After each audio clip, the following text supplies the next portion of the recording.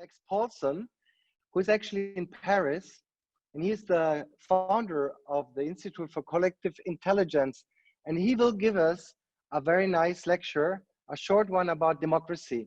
Lex, can you hear me? And thank you for this, this invitation. It's a real pleasure to rejoin the World Human Forum after a wonderful visit to Delphi.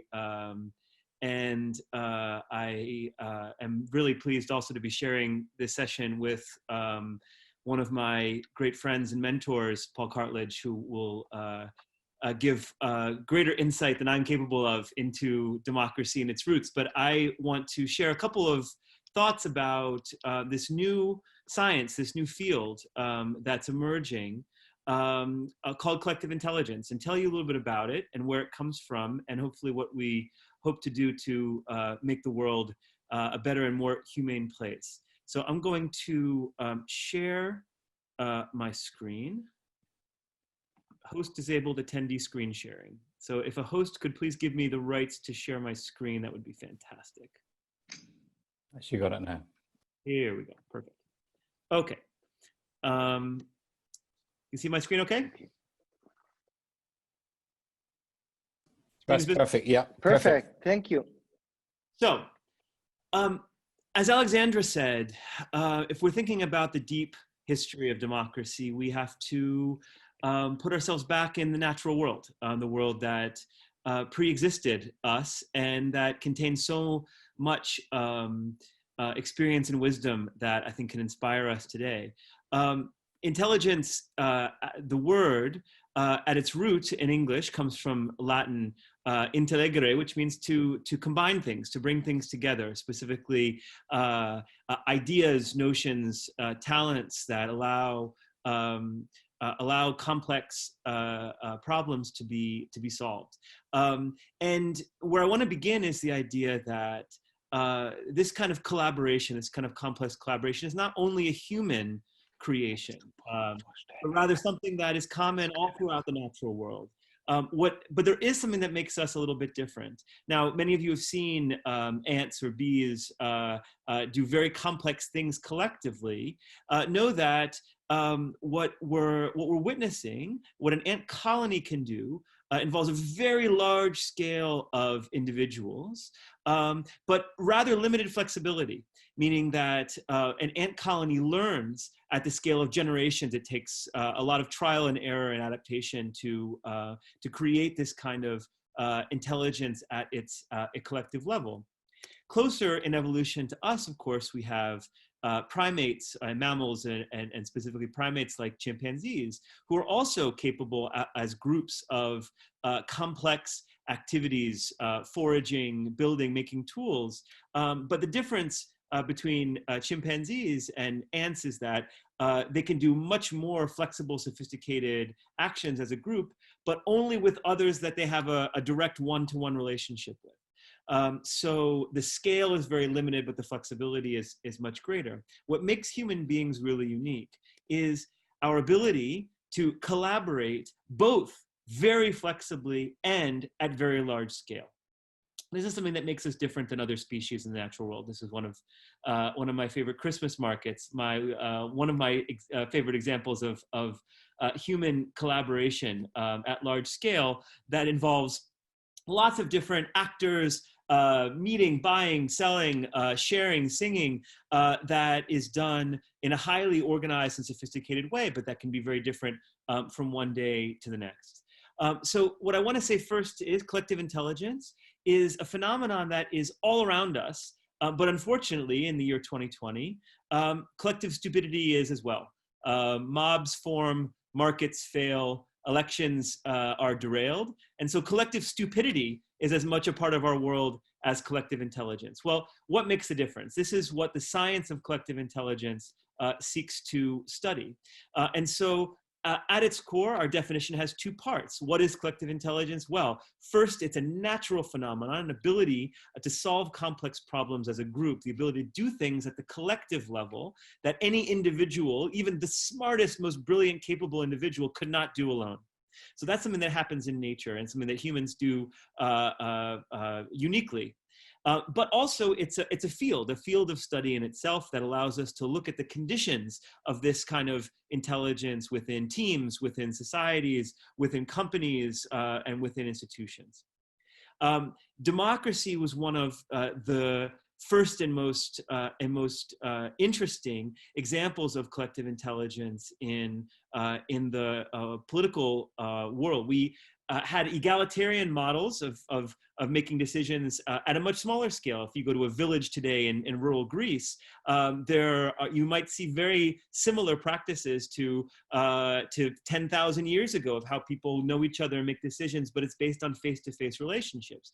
Well, in the first democracy on the Pnyx in the 5th century BCE, you had thousands of people coming together who might not know each other's names, but who were capable of collectively declaring war, creating a navy, creating changes to currency, as juries deciding on complex disputes. And this was something that was new and unique, and something that we still have not realized its potential. One of the godfathers of our field is Aristotle, who, as Paul will point out, was not a democrat, but someone who understood this unique quality of large groups. He talks about what it's like to throw a big dinner party, for example. And he says that the many, who are not as individuals excellent, nevertheless can, when they have come together, be better collectively than the few best people, just as feasts to which many contribute are better than feasts provided at one person's expense. Now, why is that? Because you have many different tastes, many different talents, maybe someone who loves making flower or ornaments, others who are great cooks for meat, others who prepare great salads. And so we see in this diversity of talents, this what we call cognitive diversity, how we look at problems, how we think through solutions, that bringing together different types of mentality, different types of people can have this collective impact that's much greater than any individual alone. Well, why would you want to include, therefore, the masses, the demos in political power? Paul is careful to point out that democracy was not just the rule of the many, but in fact the rule of the poor, the majority poor over the few, the elite wealthy. Well, why would ever a city accept to do this? The cynical argument is, well, you give power to people because it keeps them under control, keeps them quiet, keeps them not complaining. But his stronger argument, using this analogy of the feast, is that including this larger circle in political decisions, in deliberation, can enhance the quality of those decisions by bringing all of these different kinds of expertise together. So thinking today, we talk about two dimensions of collective intelligence. One is this technical dimension, that together as a large society, we can find better solutions. So think about the COVID crisis, the number of different laboratories that were sharing parts of the genetic code of the virus, or sharing different experimental findings on potential vaccines. This is collective intelligence to find solutions. But collective intelligence is also important for our sense of belonging and our sense of purpose. And this is what we call the ethical dimension of collective intelligence, that societies that exclude, societies that suppress people's rights to say what they think and participate are less stable and less functional. And so we think both about collective intelligence as a tool to make better decisions, this technical dimension, and a tool to make society more coherent, more inclusive, and more just. Why is this so important right now? Because our political institutions, for the most part, are 100, 200, even 300 years old. We're in a digital age, and we're working within political institutions that were created with parchment and quill. These were institutions that were not created to maximize participation and inclusion, but to create this balance between elite rights and some kind of popular participation, normally through elections. And those of us who talk about democracy today, because we were raised in the late 20th century, we think that democracy is voting. Whereas, as Paul will point out, democracy is much, much more than simply casting a ballot once every 4 years for a political party. And this is what we need to be rethinking now, how to go beyond this 18th century vision of democracy as voting once a year to something more expansive, something more inclusive. This is equally true in the private sector, where companies that were built on 100-year-old models are now finding their employees that are asking for greater participation, for greater belonging, for greater sense of responsibility and autonomy. And yet our institutions are still so backward looking and so conservative. And so this is what calls on us now to help reinvent and transform these institutions, because our problems are more complex than the design of these institutions that we have inherited. To do this, we have to understand ourselves. As the Oracle said at Delphi, no thesaioton, understand yourself, know yourself. And in the last 30 years, this incredible revolution in cognitive science, behavioral economics, has shown us to what degree our brains have shortcuts, have weaknesses, have blind spots. This is just a small map, section of a map called the Cognitive Bias Codex, all the different ways in which our brains sometimes fail to produce rational outcomes, to save energy, to save our functioning in society. We make decisions, or we follow arguments, whether it's on Facebook and Twitter, or even in our own families, that don't always make sense. So we at the School of Collective Intelligence, we have 3 core subjects that we treat. Cognition, so thinking about the mind and how intelligence works. Systems, how to design more intelligent systems, as Cleisthenes did in the late 6th century Athens. And facilitation, how do you bring through nonviolent communication, emotional intelligence, entrepreneurship skills, storytelling and narrative, how do you bring this kind of intelligent system to life and make it work?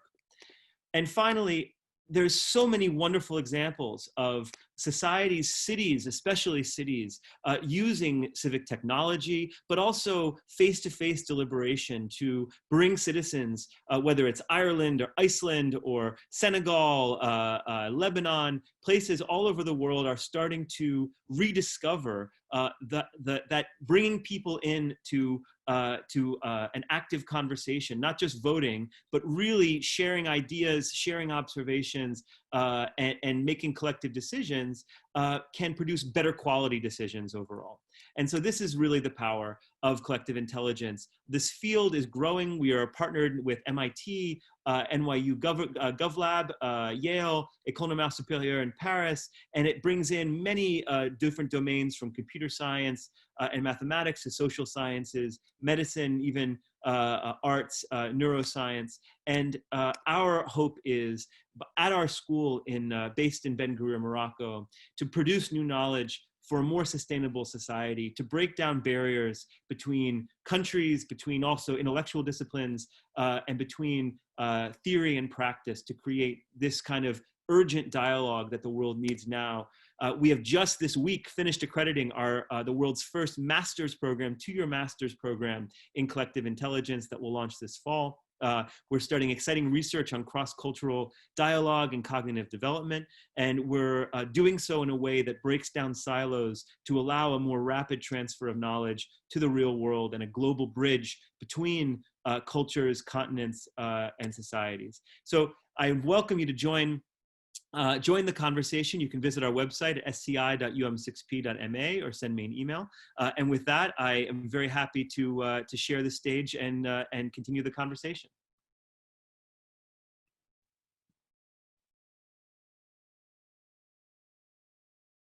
And thank you for your attention. See you later, also with questions from the auditorium. Thank you, Lex. That was very good and great to get that insight, also in connection with collective intelligence. I like the term of CI, because we all know AI, but CI is really a term, I think, that we have to use and to practice. So I'm now interested to find out if Paul Cartledge is with us. Scott, can you connect us with Paul? Can you hear me now? Yes, fantastic. Here you are. We can hear you. Thank you very much indeed. Paul, welcome, welcome. Where are you exactly right now? I am in Cambridge, England, and I can hear the Delphic echo very loud and clear all the way from Delphi to Cambridge. Can you hear me now? Yes, we can hear you well, Paul. Shall Great, I continue now? welcome. Okay. Well,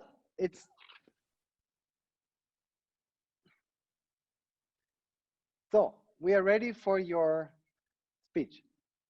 Thank you very much indeed to Jochen, and thank you to, especially to Alexandra. It was a great privilege and pleasure to meet you in Athens not so long ago when you told me all about this wonderful organization. So I'm very honored to take part, but I gather I have not too many minutes. And so as I am an honorary citizen of Sparta, not of Athens, I shall be laconic.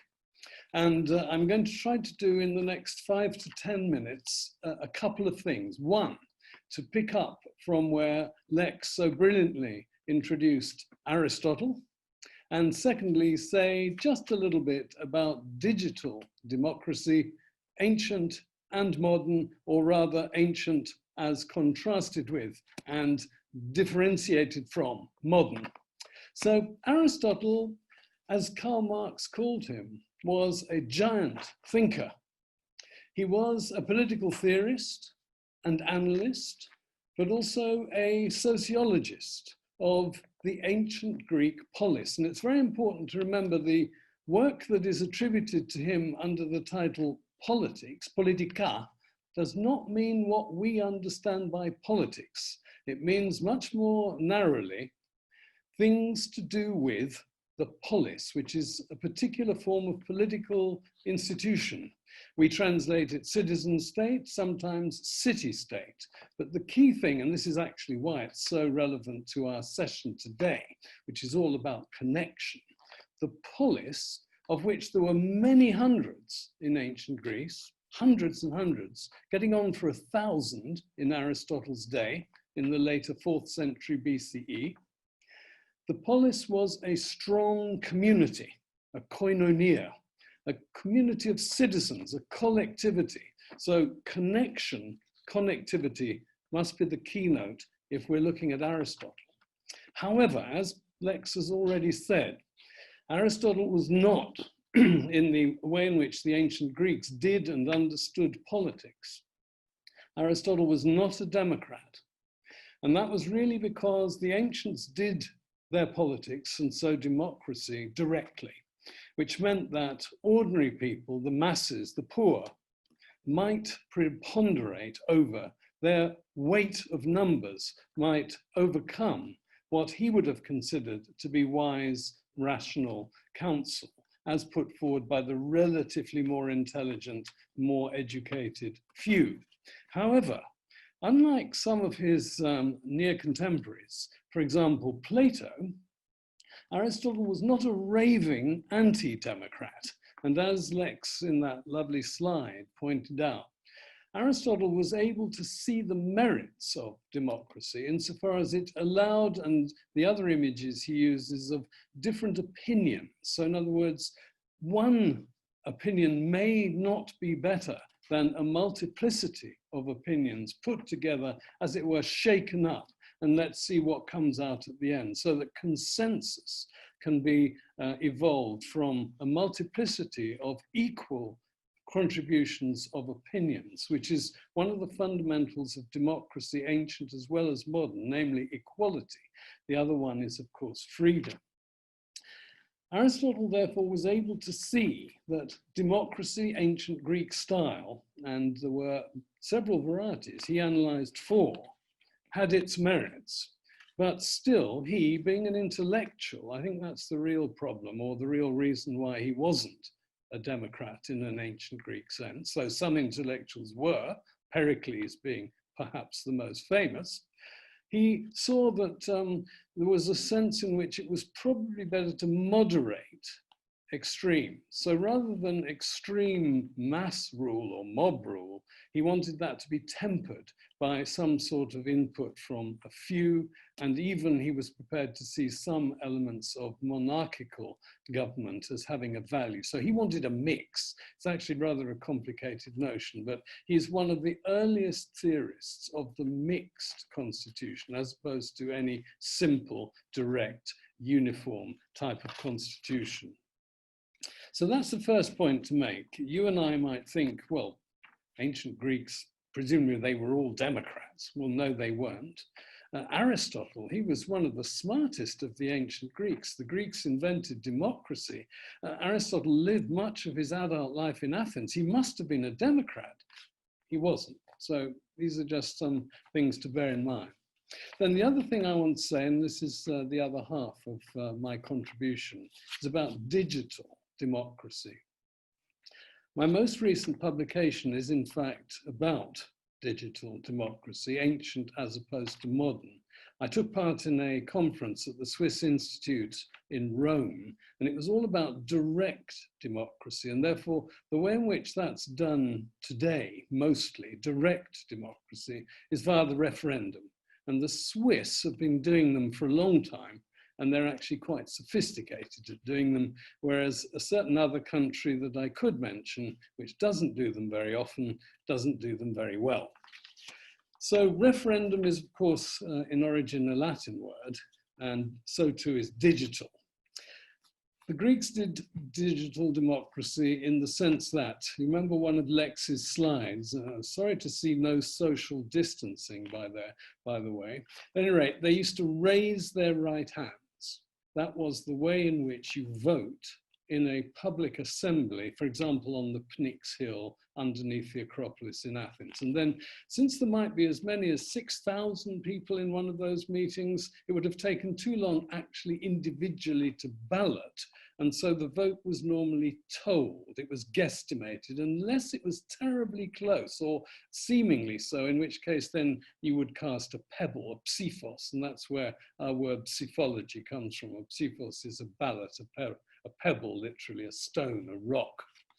The other way in which ancient Athenian democrats used their fingers, their digits, to do democracy was when they were jurors. Now, we think that there should be some sort of separation in modern constitutional government between the various powers of government, the executive, the legislature, the judicature. The ancients didn't think that. If you rule in the assembly, you pass a law, for example, then you rule also in the law courts where that law might be tested. So jury service was a principal way in which an ordinary Athenian on an annual daily basis might be doing democracy. And Lex quite rightly said that for ancient Greeks, democracy wasn't something that happened only every so often. It was a daily occurrence for them.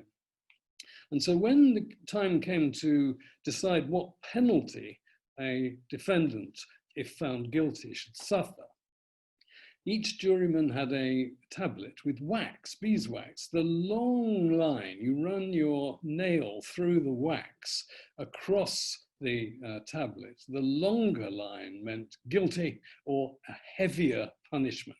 The shorter one, not guilty or a lighter sentence. So that's ancient digital democracy, direct, very simple, if you like, by our standards, simplistic. Modern technology is something the ancient Greeks couldn't possibly have dreamed of. And when it was first invented, first the internet, then the World Wide Web, e-democracy, E in a different sense from eco in Delphi, people, I think, were over-optimistic. They were naively optimistic that this would be the way to empower ordinary persons on an equal basis, wherever they might be in the world, as we today are participating in this extraordinary seminar, wherever we are in the world. This might be the way to do democracy in the future. Of course, a lot was left out of that equation. And I think perhaps the most sinister, this is me speaking here, it's a very personal view, but the most sinister two words almost in the political lexicon now for me are Cambridge Analytica. Not Cambridge on its own, but Cambridge allied with Analytica. In other words, the possibility of fixing, of intervening in a negative, even illegal way, into the political process via online messaging, emailing, and other ways, involving crookedness, telling lies that are very persuasive. In other words, using the techniques of advertising, which we're now well familiar with, but in a new way. And in my own country, there have been some wonderful reflections upon this, actually in the theatre, as well as in a whole torrent of political analytical literature. But I just would leave you with that thought, that what was thought to be a terrifically positive advance by way of e-technology might actually also be one of its, well, dare I say it, Achilles heels. So if you have been listening to me, thank you so much. It's been a real privilege to be part of this wonderful experience. Thank you very much. I'm coming in a little bit late. We had a technical problem earlier on, but here I am now. I want to welcome you both, Lex and you. It is true that when I heard Lex 2 years ago when we first met, speaking about collective intelligence and the connection to democracy, it was like a real revelation to me. And since then, we've been working together. And of course, I think we are right now experiencing and experimenting with many ways how to rethink and to reinvent our democracies. And there are other ways of doing it than what you just mentioned, which are all those citizen conventions at local levels, at national levels. I was thinking of what's happening in France with the Citizen Climate Convention, 150 citizens coming together, working for 6 months on French climate policy and coming out with recommendations that go much further than the French government was expecting them to be. So there is a lot going on, and I think we should continue working on this field. So we possibly, both you and Lex, can come back to this and comment on what I just said, but we also have a third guest with us who is in the US. This is Gina Belafonte, and this brings in another element of democracy, which is activism. And I want us to remember that when we say that ecological civilization, as we heard about this morning, if it exists, it has to go with democracy, because unless citizens not only participate and invent solutions, but also have the freedom to express themselves, they can't be this change we're aspiring for. So these things are really connected, those notions, sustainability, ecological civilization, democracy is inherent part of it. And of course, also because of freedom, because let's think about the young Greta Thunberg in Sweden. If she weren't living in a democracy, she wouldn't be able to mobilize us all. So I think Jochen and I want to welcome now Gina. Have we Gina with us? Gina Belafonte? Great. Hi, Hello. Gina. Good morning to California. How are you doing? I'm doing very well, thank you. I'm feeling very privileged and blessed to be able to gather with everyone here in community. So thank you for inviting me. And this is my fourth, I think, or third World Human Forum. I'm wearing my, my symbol here, and I'm just happy to be an ongoing partner with this incredible group of folks. Thank you, Gina. Gina, we prepared the session a little bit. For us, it's very important to hear from you really about the activism. You are talking about your father stands for a legacy of artists who took position, who became really a political activist, an artivist, as you call those people. Yes. What is so necessary now in the world, and look at our cube. I want to show you how the cube looks like now. Maybe the cube has multi-colors now because the different sides of the cube have emerged during the sessions that we had so far. So how important is for you diversity in context, especially in your country, in the United States? What is your experience with the SANKOFA Foundation that you started and all the movement, the social movement? Can you share a little bit of your experience, please, Gina? Sure, sure. Again, thanks so much for having me here. Well, you know, the United States is such a very interesting experiment. There's so many things about our democracy, I think, that are very well intended, but through generations, I think have been extremely misguided for sure. And I guess that is part of the evolution of democracy in some ways. You know, we know the history, I think, of America. And so we know how important it was for Black and brown people to get the opportunity to finally vote, to really participate fully in that way in our democracy here in America. And that is the biggest threat still to people of color here in the United States, is the threat of losing their capacity to vote. You know, activism here takes very many forms. And I think that it is not always the will of the people that speaks to what our government represents.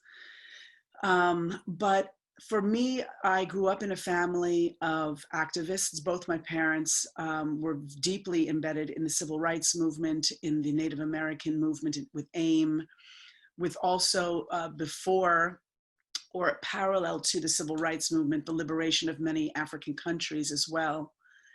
And I think it is their ongoing quest that we just have all people have equity. It's very difficult to find equity, true equity in capitalism. But given the fact that this is the way in which this country was founded and is choosing to continue to move forward, we're finding more and more that the people are looking for an evolution more than a revolution. And I think that it's important for us to understand that even in looking at our Constitution or looking at the way in which our democracy functions, activism plays a huge, huge role in the people's voice and getting the word out and in communication. And now with digital communication, we saw it even in its most beautiful expression of itself as an organizing tool during the Arab Spring, or during the Ferguson Uprising, where even during the Ferguson Uprising, which was after the Arab Spring, there were many people from our Arab nations and from Palestine in particular who messaged the young people who were being attacked and tear gassed how to alleviate the pain and what to do. And so organizing and activism is still an important part of our democracy and our voice. One of the other things I wanted to bring up, because I'm sorry, I think it was Paul said, they would guesstimate a vote, you know, they would raise their hands or throw a pebble or something like that. And I think there's a lot of us here in the United States who still feel in some ways like that is how what we'll call the opposition to our perspectives wins.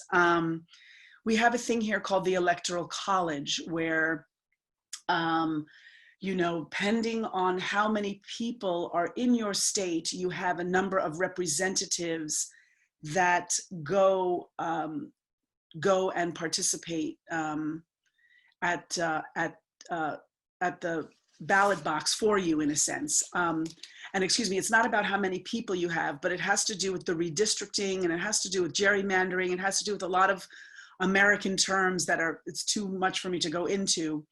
But what I will say is that there are many places in the United States, and what happens is you have an electoral college, the people cast their vote, and then the representatives of this electoral college take what the majority wants, and then they go to the floor of the government, and then they cast their vote. So you win electoral votes. And I hope that was explanatory enough for some folks who may or may not know about it. The thing that is problematic, though, is that it does not fully represent the people, because in some places there are actually a lot of people where there'll only be maybe 2 or 3 electorates. And in other places where there's far less people, where there maybe have 4 electorates for whatever reason. And so the will of the people's voice really is still not heard because of this electoral college. And you have to have a certain amount of electoral votes to win the presidency and the vice presidency. These are the only 2 houses of government that we use this electoral college. And it was really all created still to control poor people and people of color. And this is still ongoing. So right now in this time of COVID, where the Democrats more so than the Republicans, but both sides of governments take this time from now until November, when we have our presidential election, to go door knocking, to really bring people's awareness to the issues and create questions around some of the policy platforms that some of our candidates are running under. And because of COVID, we cannot do that. So back full circle to some of the organizing and the way in which we are using our activism now, many groups are relying not only on the digital space, of course, but also on culture. For the first time, we're relying on culture more than ever before, because it is through music, it is through films, it is through spoken word, it is through all kinds of forms of theatrical presentation where we can get messages across. And now we have to use this digital space in ways in which to organize that we have never really had to before. And certainly we're hopeful that it will work. One of the things that the nonprofit organization that I run, SANKOFA.org, I'll put it in the chat here for those who want to check it out.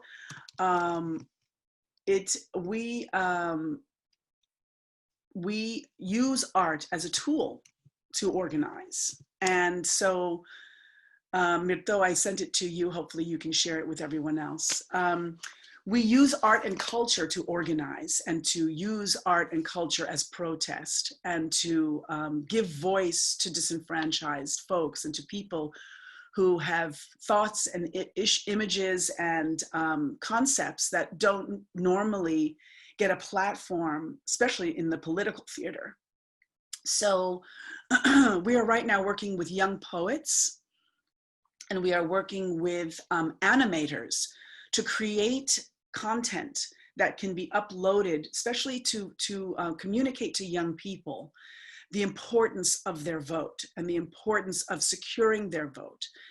And so we're using the medium of film, and we are creating these animated, because we are in quarantine still, we are trying to find ways in which to engage our young people, to employ some of our young people. And so we have young poets who are creating 1 to 2 minute videos for content, and young animators that will illustrate the content so that we can get out and organize folks to vote, and to let people have a deeper understanding of how important the vote is, because really that is the most important freedom we have in our democracy, is our vote. You know, there's still tremendous issues in the United States around racism and police brutality, and we are finding ways still also to organize around those. In some ways, some of our voices have been heard louder in the United States than ever before. And again, we're using the digital space in order to get our voices out. And even in some cases, the other day, I was part of a Zoom meeting like this, and it was open, and we were excited. It was a group of Black women who were coming forward. And it was we're called Daughters of the Movement. And it's daughters of Dr. Betty Shabazz and Malcolm X, the daughters of Ossie Davis and Ruby Dee, who are actors in the United States that were very, very vocal about their position, and activists. It's the daughter of a political strategist here by the name of Bill Lynch. It's the granddaughter of someone by the name of Percy Sutton. It's the daughter of Reverend Al Sharpton, who is a very vocal voice in our community for issues where it relates to communities of color. And it's also the daughter of Diane Carroll. And so we had a forum just like this, where we were what they call Zoom bombed, where we were sort of infiltrated by white supremacists. We were, several of them took over some of the video screens and began to masturbate and show parts of their body. In the chat area, they sent out such messages of misogyny and hate, things that I don't really want to repeat, but really negative, horrible horrible things. And maybe I should repeat them so that you can understand the level of hate that resides all over the world, but also very deeply here in America. They were saying things like, we want to rape you black bitches, niggers, I hate niggers, I hate women. I mean, really horrible, horrible things. Over 100 messages, 500 messages in the chat over and over and over again. And so we immediately found other organizers and other organizations that were now holding Zoom accountable to make sure that they create safe spaces in their technology for all of our, Black and brown people who now, especially in quarantine, have to rely on spaces like Zoom or Google or other places to hang out for us to come together in community. So I hope that helps a little bit in sort of letting you know a little bit about what we're doing, what we do, and some of the challenges that we face here in the United States ongoing. Much, Gina. Actually, I really want to share my emotions, both of our emotions. We are shocked to hear what you just said. It's full of hope to use the technology, but of course it opens door also for what you just experienced. And when we talked with each other the last time on the phone, I was getting online, I was sharing that last moments of the Malcolm X celebration, and I was really full of hope, like you just shared with us. But there's a dark side of it, and we have to be really careful about it. I would now like to give the opportunity to Paul to maybe comment what Gina just said, and also to Lex, that we get some interaction between the three of you. Please, maybe Paul starts first, right? Can you hear me now? Yes, we hear you very well. So, Gina, it's such a privilege both to hear you and to see you. I wish I could see you physically. I'm finding this separation extremely difficult. But on the other hand, I was deeply depressed, as Jochen and Alexandra, by that Zoom bombing. And it's sort of like a parallel to the interference with Facebook and other media by way of the Cambridge Analytica scandal. That, in other words, the possibilities of this wonderful way of communicating also include the possibilities of its being Zoom bombed and distorted. So we have to be alert. I don't wish to downplay, if I gave the wrong impression, that activism of your sort and other sorts of online activism. One of my former students is a very strong proponent of what he calls the new citizenship order. And I think there's a great deal that young people especially can do actively through online virtual meetings. It's absolutely crucial, but they must be alert to the dangers that lurk or that actually obtrude. And you mentioned some very far right people. Well, you probably know that there are some particularly horrible, especially in America, people who exploit classical texts, because sadly, of course, there are misogynists in every society, and there are therefore misogynist texts that you can exploit. But for example, Donna Zuckerberg, the sister of the founder, Mark, of Facebook, she suffers personally as well as institutionally the sort of abuse that you are mentioning, and she's fought back. She has recuperated what the ancient world can give us in a positive way, but nevertheless there's a torrent of filth out there that we have somehow to try to counteract. And so thank you. Your example to me, to others, is absolutely a shining one. You're a wonderful person. Thank you. Thank you. Oh. I wanted to just also say that, you know, the reason, and one of the things I said earlier on was about an evolution, not just a revolution. And I think that it's really important to not just, I mean, certainly we need to counteract that, and we need to mute some voices in some cases, in some ways, but I also wish that we could finally find a way as a global human family to really get to the root of hate, to the root of feeling the need to be powered over another human being. these people. Yeah. Because I understand that our minds work in different ways, and I understand that we need some sense of order per se. Maybe I don't know if we can if we got rid of governments, could we actually govern ourselves? Would we find a way to have equity? I'm sure it wouldn't work right away, but I wish that there was just a way that we could really deal with people's mental health and early childhood development, and places where their chemistry and their environment together maybe had issue, and that those things could be addressed and seen early on. Because I feel like it's more than just changing laws. It's more than just voting for people who sort of get the idea, or voting for the lesser of the two evils. Or we really have to take a deeper look. I feel once again this sort of American experiment in capitalism. It's so interesting that Hamilton has this great Broadway show and is being sort of put on a quasi pedestal, and yet I would wonder what he would think about our capitalist democracy at this time. I just really feel like what we're in need of, and what I so appreciate about the World Human Forum, is an evolution of ideas, an evolution of digging deeper and looking more deeply into the human condition and the power and the imagination that we all bring to envision something new and something that perhaps we've never experienced before. But that's why I really talk a lot about that we need an evolution, not just a revolution.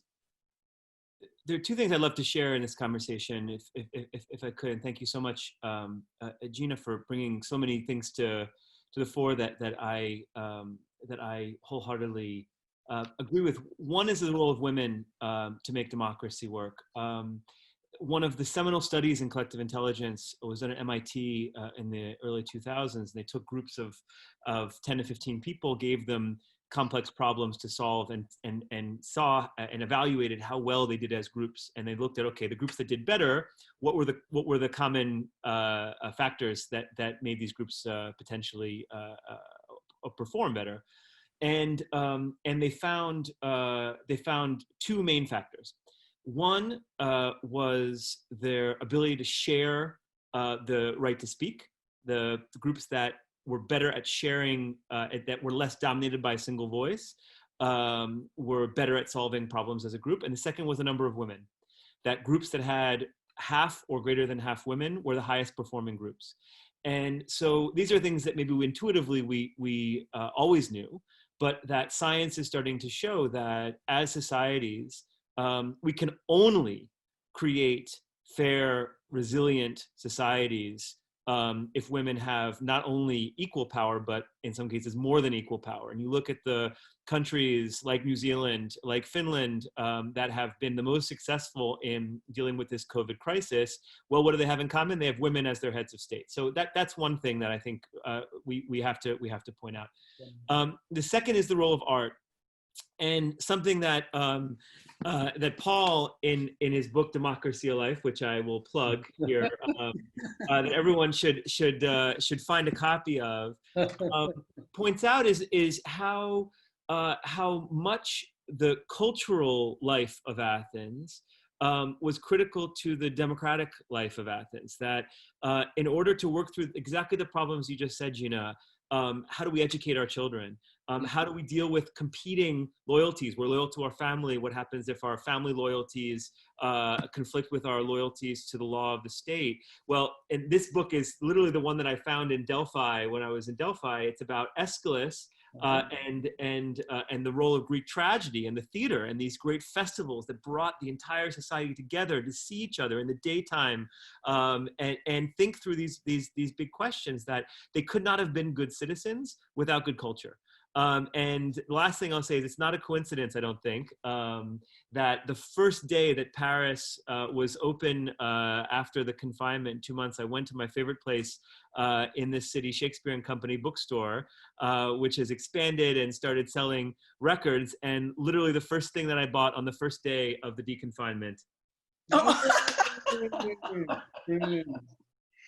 Oh my God, that's hysterical. And just on a side note, one of my first jobs in New York City was at Shakespeare and Company bookstore. So there you go. These are the connections that the World Human Forum makes.